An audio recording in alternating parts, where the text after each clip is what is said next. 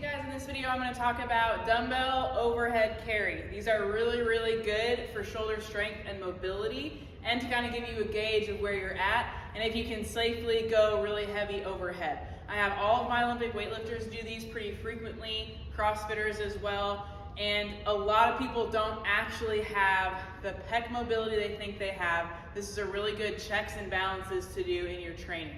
Okay, any type of carry is really good.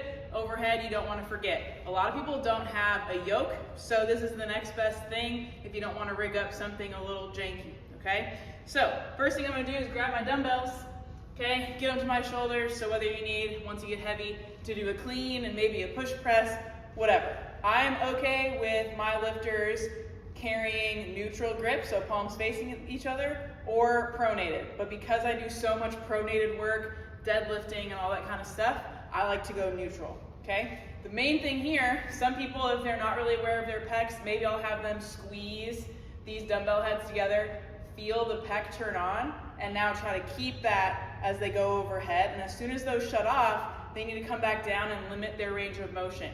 So people that can't actually lock their elbows out while keeping their pecs on, that might look like shrugging or arching really hard, something like that. I just tell them to bend their elbows, okay? There is no world championship dumbbell overhead carry, so limiting your range of motion to make it safer and more applicable is better. I would rather have you carrying here and feel your pecs than carrying here and not feeling the right muscles at all, okay? Because again, this is primarily for the pecs and the lats to learn how to stabilize the shoulder in a very long range of motion, as well as challenge the stability of that whole system as we walk, okay? So if you cannot press overhead and keep your pecs on, you are going to hurt yourself if you keep going overhead too heavy frequently, okay?